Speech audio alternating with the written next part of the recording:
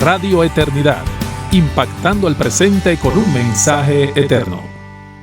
Damos muchísimas gracias al Señor que nos permite estar de nuevo en sus hogares y donde quiera que estén a través del internet y de la radio en su programa Hombres de Verdad.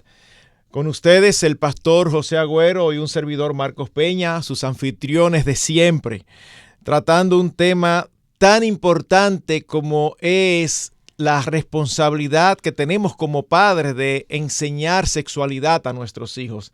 José, qué bueno vernos después de un par de semanas sin poder hacer el programa.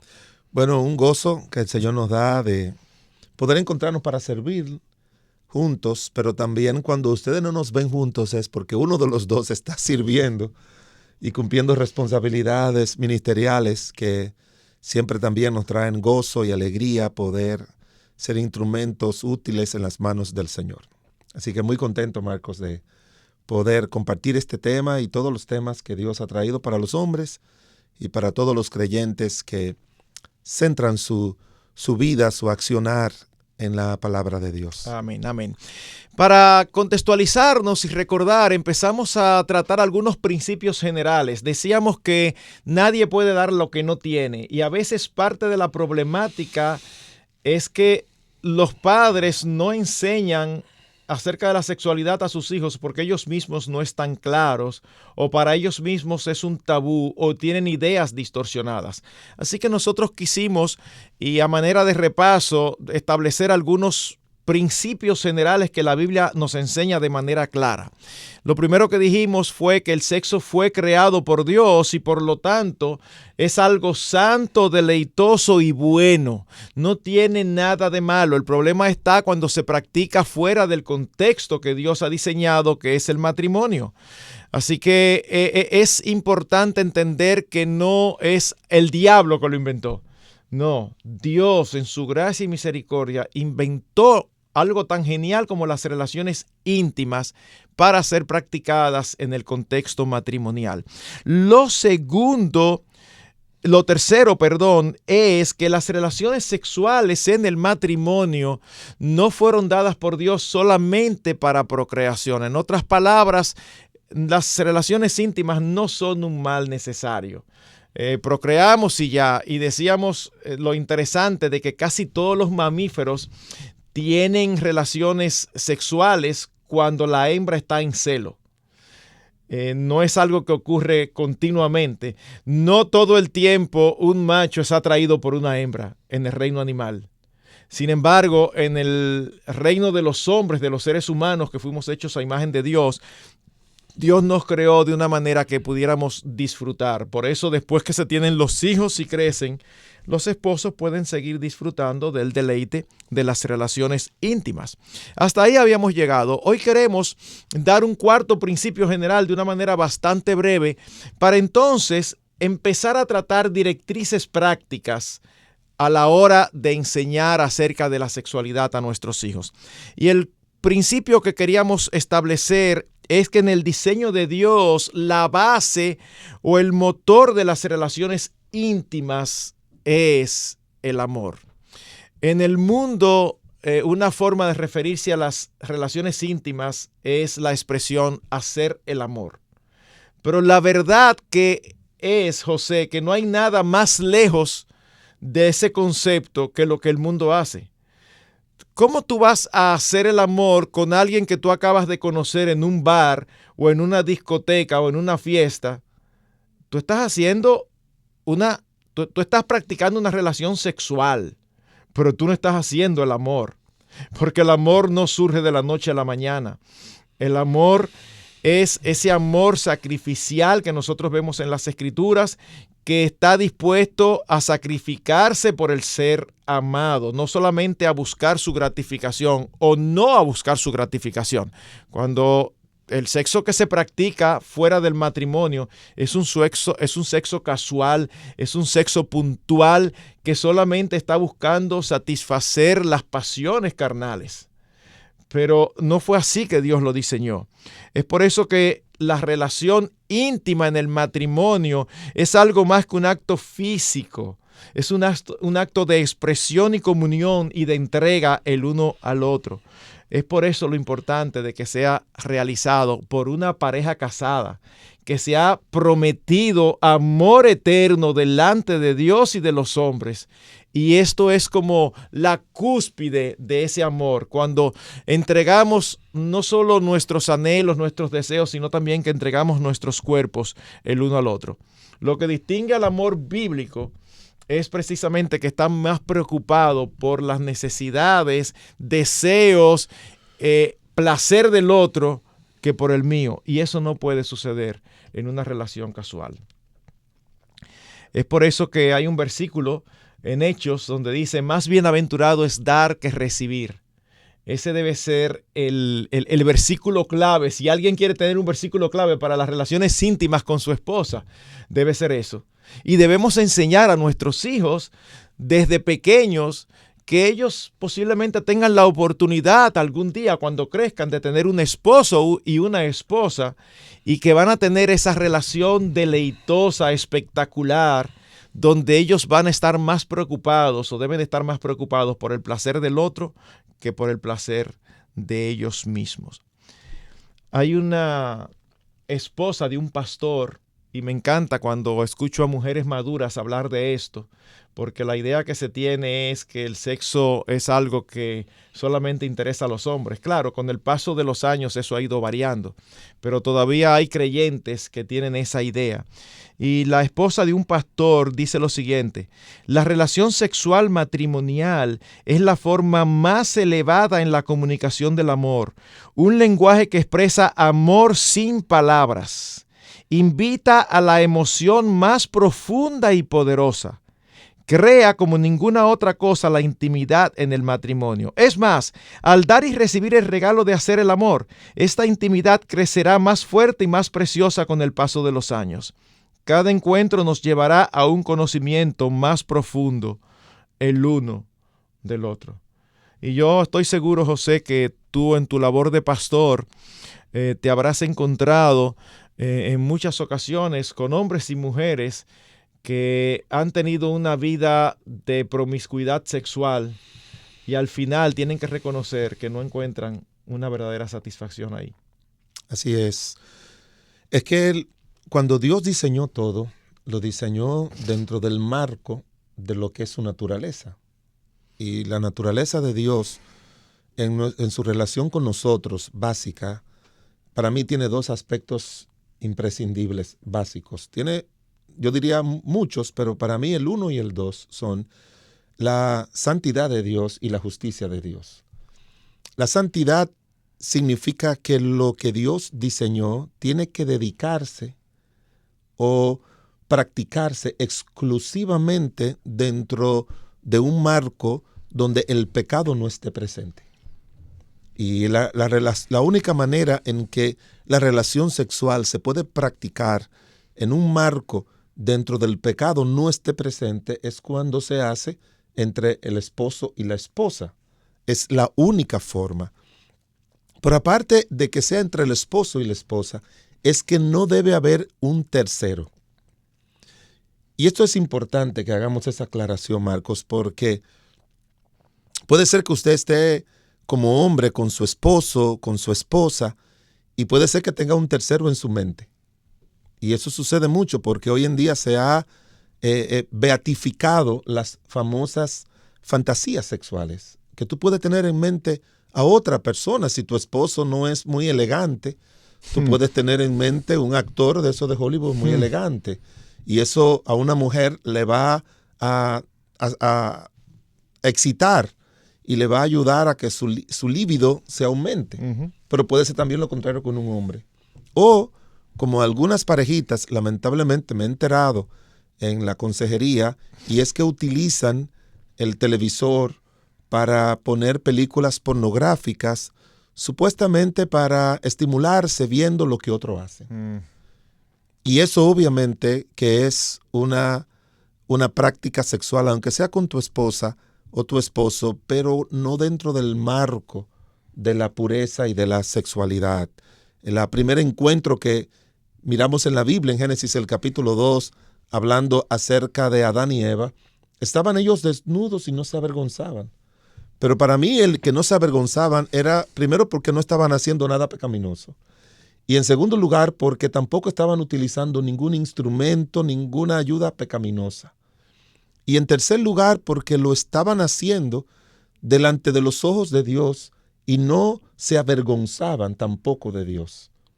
Cuando usted tiene su vida sexual, cuando yo estoy aconsejando a los que se van a casar, y sobre todo esas muchachas que tienen hasta el temor de quitarse la ropa frente a un hombre, porque nunca lo han hecho, yo le digo que eso es algo que Dios creó para su bien y que Dios se deleita viendo eso. Entonces es que se ponen más vergonzosas todavía. Pastor, entonces Dios me va a ver. Y yo le digo, me gusta ese tipo de inocencia. Uh-huh. Y yo le digo, claro, es lo mismo que cuando Él te ve comiendo, cuando te ve bañándote, cuando te ve trabajando, tú no te avergüenzas que Dios te vea. Dios te ve en toda circunstancia de la vida, solamente que si lo haces de forma no pecaminosa, pues el Señor en su gracia así lo desea. Uh-huh. Y eso también incluye el otro aspecto de la naturaleza de Dios, de que son actos justos. ¿Y qué significa actos justos? Que se hacen con la persona correcta. Porque la palabra justicia en el Antiguo Testamento no tiene una connotación tanto como en el Nuevo, que habla más de la imputación, la justicia, ahí en el libro de Romanos, de la obra de Cristo, pero es una persona que actúa de acuerdo a lo que cree. Ese es el principio. Por eso ese versículo, que es el único versículo que aparece 4 veces en la Biblia, el justo por la fe vivirá, está hablando de alguien que ha entrado en los caminos de Dios y que puede vivir confiado mientras hace lo correcto. Y eso significa la fe de que va a estar agradando a Dios y que Dios se va a agradar en todo lo que haga. De manera que dentro de ese mismo marco es que nosotros tenemos que vivir nuestra sexualidad, pero enseñar a nuestros hijos a vivir la sexualidad dentro de ese mismo marco. Es dentro de ese mismo marco, no es un marco conceptual, es un marco más bien, como tú decías, dentro del diseño de Dios, dentro del propósito de Dios, y animar a nuestros hijos a que no se avergüencen. Y sobre todo yo sé que hay algunas madres que nos sintonizan también, y siempre me gusta dirigirme a ellas, porque esas madres que quizás se sientan con sus hijitos, varones o niñas, para enseñarles sobre sexualidad, y tienen un esposo que no es creyente. Muchas veces he oído eso, esos esposos o padres no creyentes, hombres, a sus machitos, a sus varoncitos, les pueden estar enseñando otro tipo de acercamiento hacia el sexo. Y usted, hermana, trate de írsele adelante a eso. Trate de írsele adelante de eso, porque yo tengo muchos testimonios de la gente de nuestra congregación, como papá que no son creyentes le traen ese concepto. Ayer mismo estaba hablando, antes de ayer, con un pastor que su papá no era creyente. Y él con 22 años le dijo a su papá, papá, yo nunca he estado, porque es un creyente de la adolescencia, yo nunca he estado con una mujer sexualmente. Y el papá comenzó a utilizar palabras bajas y sucias, insultantes, para referirse a su hijo como un tonto, usando otras palabras, sí, ¿verdad? Sí, sí. Entonces, puede ser que ese hombre no creyente estimule a ese muchacho que quizás ya es creyente a que experimente eso porque se lo presenta de otra manera. De manera que ustedes, madres que tienen esposos que no son creyentes, trate de irse delante, trate de ayudar, trate yo recuerdo de una historia que siempre yo he oído y a veces menciono de una mamá cristiana que tenía a sus hijos, ella le decía que el hombre vino de Dios, de Adán y Eva. Pero cuando el hijito iba donde el papá le decía que vino del mono. Tú tenías esa batallita ahí dentro. Mamá, pero tú me dices que Dios, que el hombre vino de Adán, creado por Dios. Papá me dice que vino del mono. Y la mamá se cansaba de explicarle. Y el hombre a propósito le buscaba también historias para que se burlaba. Y un día la madre molesta. Cuando el hijo viene por quinta o sexta vez, le dice, mamá, pero es que papá insiste en eso. Le dice, mira, te lo voy a poner de esta manera. Cuando yo digo que el hombre viene de Dios, se refiere a mi familia. Cuando él te dice que el hombre viene del mono, se refiere a su familia.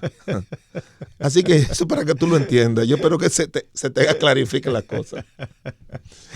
Y ya, porque tienen esa batalla.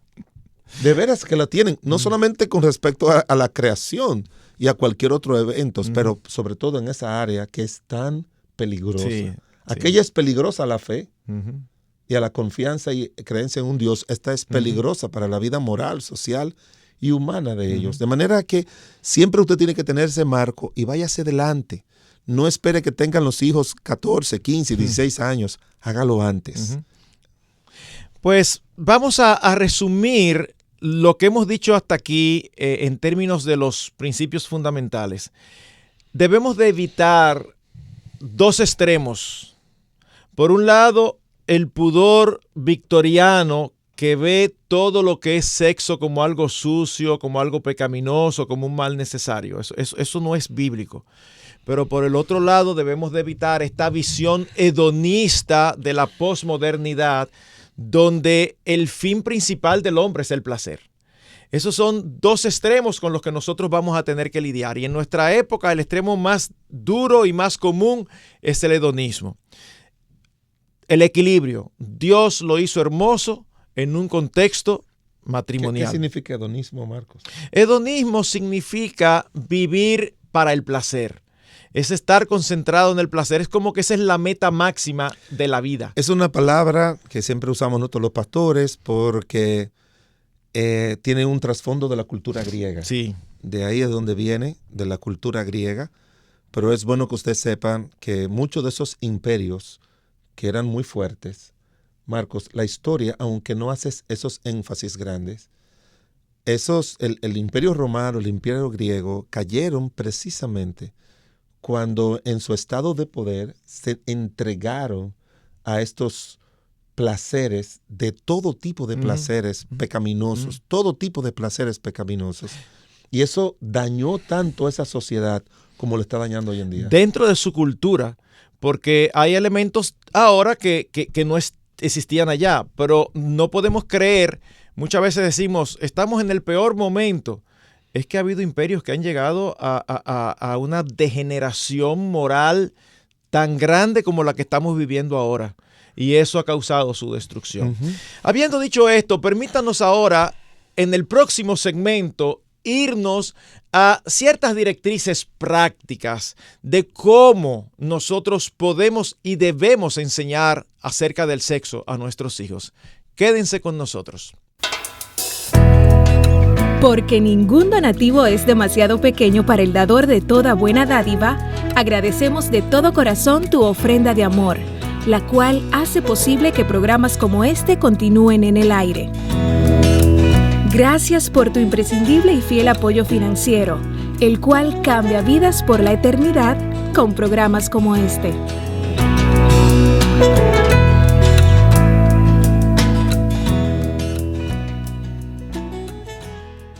Estamos de nuevo con ustedes y vamos a hablar algunas directrices prácticas. En primer lugar, debemos... Perdón, sí. Déjeme decirle algo. La palabra de Dios tiene esa combinación. Las verdades conceptuales bíblicas que hemos dado, pero nosotros siempre como pastores queremos decirle cómo usted prácticamente tiene que poner esto en práctica, vaya la redundancia. Así que ponga mucha atención a esto. Quiero decirle porque no quiero que ninguno de ustedes piensen que solamente nosotros lo miramos de una manera conceptual bíblica en el sentido, ¿verdad?, teológico. No, Dios es un Dios también práctico que nos enseña a cada uno de nosotros. Y hay directrices que usted tiene que ponerlo en práctica para ayudar a sus hijos en esta área tan importante y tan determinante para el bienestar futuro y presente de sus hijos. Lo primero es que nosotros vemos por las Escrituras que somos nosotros y no nadie más los responsables de instruir a nuestros hijos en la sexualidad. Los padres. Los padres. Es por eso que nos oponemos a esa imposición que quieren de educación sexual, sobre todo cuando es una educación totalmente contraria a las Escrituras. Entonces, no se lo deje a la escuela, no se lo deje a una institución, no. Dios nos ha puesto a nosotros como la autoridad y la fuente de dirección de nuestros hijos. Pero óigame bien, si usted no asume esa responsabilidad, el maligno a través de esos instrumentos la va a asumir y eso es lo que está pasando. Eso es lo que está pasando. Eso es lo que está pasando. Eso es lo que está pasando. Así que la instrucción nuestra hacia nuestros hijos en el área sexual debe ser clara, José. Debe ser transparente, sin temores, tomando siempre en cuenta la edad de cada uno. Exacto. Porque no es lo mismo enseñarle a uno de 5 que a uno de 10 que a uno de 15. Al de 15 se supone que hace tiempo que ya uno le enseñó todo lo que debía de enseñar. Tú que hablaste de edad, ¿cuál edad tú piensas de que ya el niño y la niña deberían saber claramente cómo se da un acto sexual y qué es el resultado de eso, ¿verdad? El placer, pero sobre todo para engendrar y todo lo demás. ¿A qué edad tú piensas? Ok, yo he dicho muchas veces, y seguro que ustedes lo han escuchado, que yo soy un poquito alérgico a los números en este tipo de cosas, porque cada persona es diferente y el grado de madurez de cada niño es diferente. Tú puedes tener un niño de 8 años muy maduro y uno de 10 totalmente inmaduro. Entonces, es importante como padres que nosotros nos relacionemos activamente con nuestros hijos y esa información les será dada en la medida que se dan las oportunidades, en la medida en que se dan las situaciones donde uno dice, bueno, este es el momento. Pero uno tiene que estar alerta porque lo que sucede normalmente es que los padres vamos detrás de los hijos. Los padres siempre pensamos que todavía están demasiado tiernos, que todavía son demasiado inocentes. Y en la generalidad de los casos, cuando venimos a hablar de sexualidad, hace tiempo que los hijos han oído y posiblemente mal oído. Y yo le puedo dar una directriz dentro de mi experiencia. Usted sabe que la adolescencia comienza a los 12 años o a los 11, 12, todo depende. Yo no sé si tú estarías de acuerdo conmigo, pero antes de que ese niño llegue a la adolescencia, ¡claro!, ya debe saberlo. Claro. Aunque yo soy alérgico a decir números, estoy de acuerdo con ese concepto. Lo que estoy diciendo es que en algunos casos, posiblemente a los 6, a los 7 ya tú vas a tener que hablarle. Posiblemente a los 8, a los 9.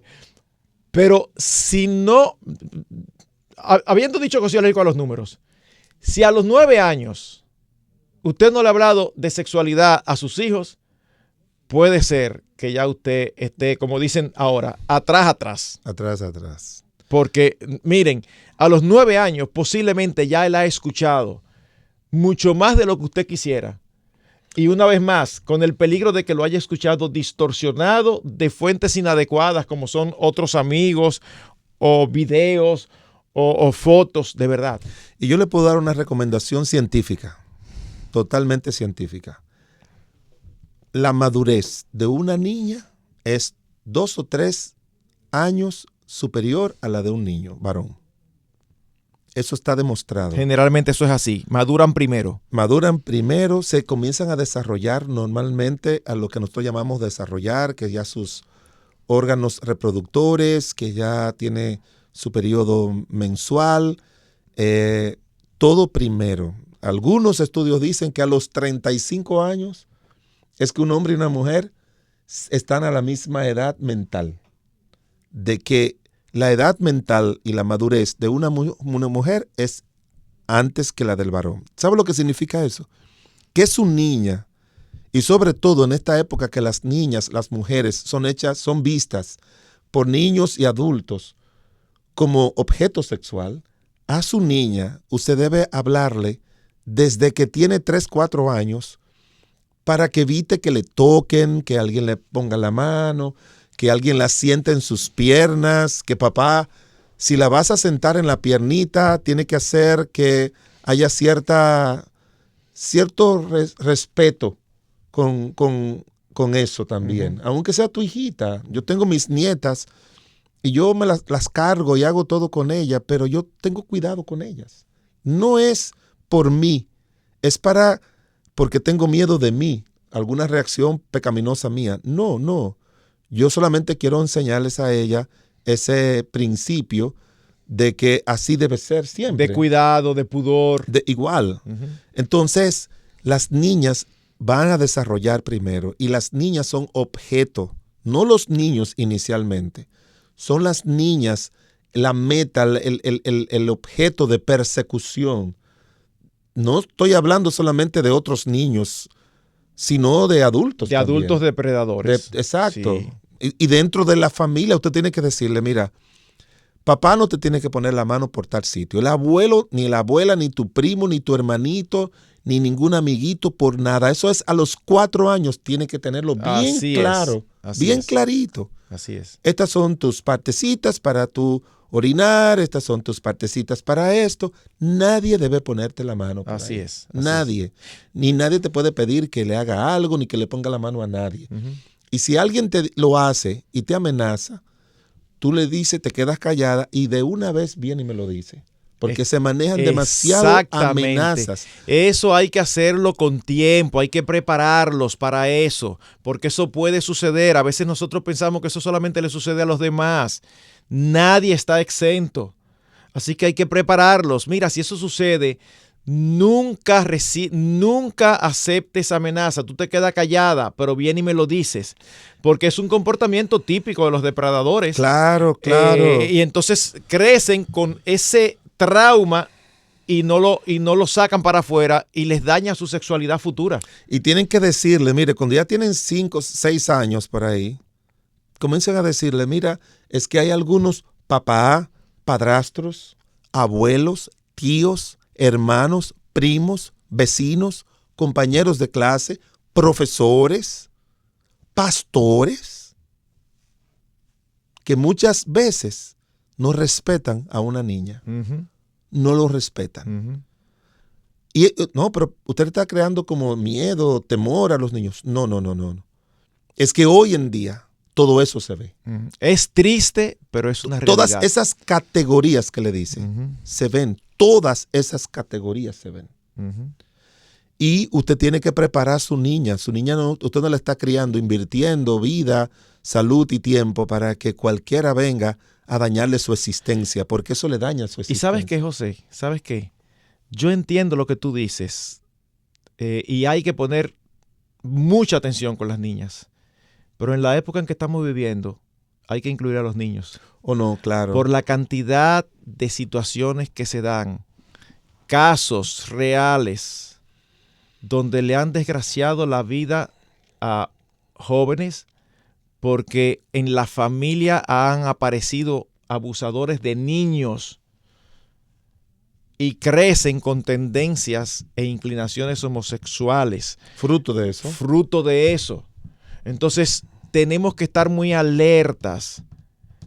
En ese sentido, hace un rato hablábamos de que no debemos rehuir si el contexto lo inclina. Entonces, en ese sentido, algo que creo que habíamos mencionado antes, es cuando tú estás leyendo la Biblia con tu familia y llega un caso de, por ejemplo, de una de las esposas de Jacob cuando tenía la menstruación y no se quiso parar, o el caso de Onán que decía que vertía fuera.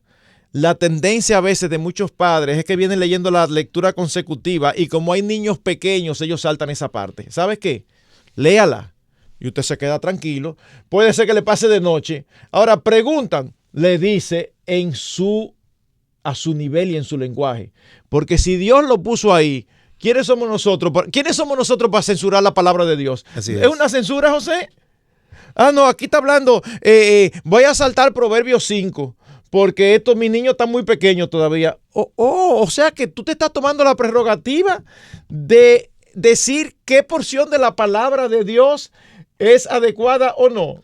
Y mira, Marcos, dependiendo, para que usted vea que eso no tiene riesgo, como dice Marcos, no nada de riesgo. Si su niño esas lecturas la pasa desapercibido, no se detenga. Exacto, no hay problema. Pero si ese niño le hace alguna pregunta, es porque ellos están en edad de comprenderlo. Exactamente. Si ellos están en la edad, tienen la madurez para cuestionar, tienen la madurez para comprender. Si un niño Marcos, yo recuerdo de años atrás, cuando comenzamos en el colegio, que teníamos la capilla, chiquitico el colegio, teníamos una niña tan delgada como yo nunca he visto una niña, con 2 añitos y algo, que cuando dábamos la capilla, que era solamente quizá 40 niños en total, y le damos una lección práctica, esa niña se la pasaba en la capilla jugando, o sea, no prestaba atención. Y un día fuimos a evangelizar a la casa a sus padres, y su mamá me dijo, pastor, ¿usted cree que esa imagen que está ahí de la Virgen grande o del corazón de Jesús le haga daño a mi hija?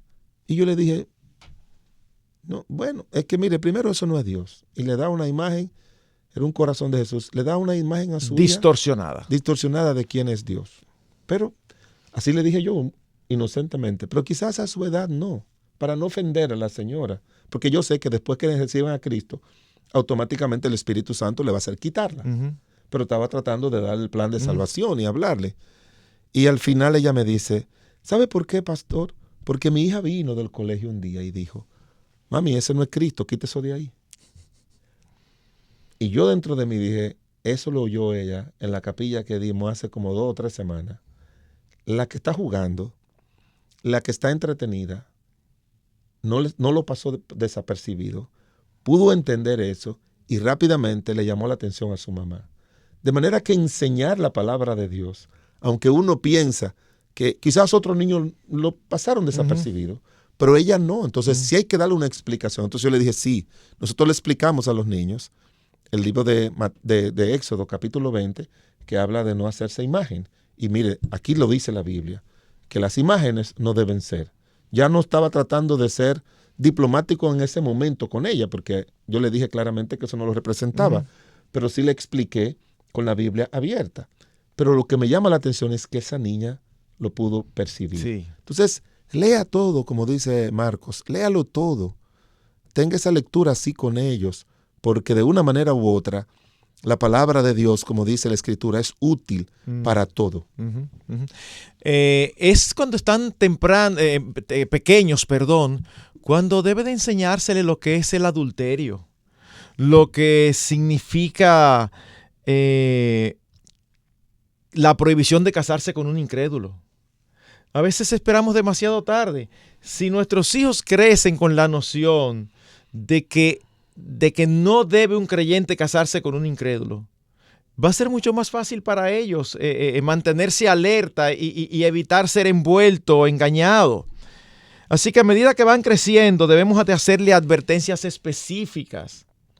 Eso es lo que hace el proverbista en capítulo 5, donde dice, no andes por ahí, ten cuidado con la mujer extraña. Y lo hace de una manera muy específica. Así que tenemos que ser cuidadosos con esperar demasiado, José. Los padres, vuelvo y repito, generalmente estamos muy atrás. Y las evidencias que tenemos es que si antes, a los 10 o a los 11 años, estaba bien empezar a hacerlo, en la época que vivimos, ya eso es tarde. Nosotros tenemos que estar alertas. 6, 7, 8 años tenemos ya que empezar a hablar. Por otro lado, es importante que desde el inicio llamemos a las partes íntimas por su nombre. Que le digamos al niño de su pene, a la niña de su vulva, porque si le ponemos nombre, la pitolita o cualquier otra, cuando ellos crezcan y encuentren otro nombre, van a tener la sensación como de que eso tiene algo de malo, que hay que ponerle un apodo. Así es. No, tranquilo. Y miren si hay ignorancia y hay deficiencias en esta área, que tú con un niño en un momento determinado le dices muy tranquilo, ten cuidado con el pene si te lo atrapas con el zipper del pantalón, y algún adulto ahí presente se siente hasta incómodo. Le sería más fácil. Bueno, pero hay a ti te ha pasado y tú me lo has compartido de retiro de parejas adultas que gente se ofende porque uno diga eso. Sí, exactamente. Quizás no se ofende cuando están viendo la televisión y están viendo una escena Exactamente, sucia. exactamente. Pero se ofenden si se dice, ¿verdad? Porque ellos entienden de que eso no es parte. Y le voy a hacer esa advertencia. Hoy en día, todos estos temas que se están tratando de la ideología de género, del aborto, lo que nos están diciendo a nosotros es, esos no son temas religiosos. Pues déjeme decirle que lo que estamos tratando aquí no son asuntos religiosos, son asuntos basados en la realidad de lo que existe en el ser humano, solamente que nosotros lo estamos mirando desde la manera correcta, desde la perspectiva del Creador, no de la perspectiva de la evolución, ni de la sociología, ni de la psicología. No lo estamos mirando desde ese punto de vista. Nosotros tenemos que criar a nuestros hijos desde el punto de vista de Dios, hacerlo tal como Dios lo dice en su palabra y mirar que el Señor da muchos detalles sobre esta área que Dios quiere que esté clara para nosotros como adultos y también para nuestros hijos. Así es. También, José, es importantísimo que desde pequeños les enseñemos las diferencias entre hombre y mujer. Eso es importantísimo, sobre todo en esta época. La mujer es fácilmente engañada. El hombre es fácilmente seducido. El hombre es atraído por los ojos. La mujer es atraída por los oídos. Es por eso que frecuentemente decimos que es mucho más fácil tú ver a una mujer hermosa con un hombre que físicamente no tiene nada. Eso es mucho más fácil que al revés. ¿Por qué? Porque la mujer no es tan visual. No es que no sea importante para ella, pero es la forma en que Dios nos hizo. Si nuestros hijos varones son simples, van a ser envueltos por la mujer extraña. Y nosotros que somos adultos con mucha experiencia, tú al vuelo te das cuenta de una mujer coqueta. Seductora. Seductora, no dice nada, pero la forma en que se mueve, aún la forma en que mueve la cabeza, el pelo, la forma en que se sienta, la forma en que mira, la forma en que, en que se expresa, como dice la Escritura, con palabras dulces. Si nuestros... Me gusta esa palabrita, Marcos, de Proverbios 6, su salamería. Su salamería, exactamente. Oh, wow. Exactamente. Y nosotros lo detectamos al vuelo. Pero ¿sabes qué? Nuestros adolescentes no. Y si ellos no están entrenados, fácilmente pueden caer en las garras de una muchacha que es criada de otra manera. Y en la adolescencia, Marcos, el varoncito cae por seducción. Sí. La niña cae por complacencia. Sí. Por complacencia, por complacer. Yo lo veo de esta manera. El varoncito es seducido por los amigos o por las muchachas. Y ese varoncito seducido es el que se acerca a la muchachita que no está buscando a nadie, que no es seductora, para entonces él seducirla a ella. Uh-huh. Esa es la cadena. Para conquistarla. Para conquistarla. Esa es la cadena. Uh-huh. Entonces nosotros tenemos que tener cuidado con todo eso. De poder tener eso. Mira, Marcos, yo recuerdo unos familiares míos, unas primas que se fueron a Estados Unidos a vivir. 12, 13, 14 años por ahí. Y vivían con su mamá porque el papá no estaba aquí, vivían en Estados Unidos. Y cuando llegan a la escuela, le preguntan dentro de su lenguaje que si ellas saben lo que es, a una o a dos de ellas, no recuerdo, si ellas saben lo que es hacer el amor, pero lo usaban con esos lenguajes sucios. Sí. Ellos le dijeron que no sabían. De verdad, de corazón, le dijeron no sabemos. Y le dijeron, pues ven, vamos allí que te vamos a enseñar. Uf. Y si no aparecen unas jovencitas más mayorcitas o con mayor ya vuelo, por decirlo así, como decimos nosotros, que le dicen, no, déjenla tranquila, vengan. Y le explican, mira, lo que estos muchachos querían es esto, esto y esto. Pero no lo sabían. Y es porque mamá nunca lo hizo. Papá no lo iba a hacer porque no era creyente. Pero mamá no lo hizo. Y las lleva a Estados Unidos en esas condiciones.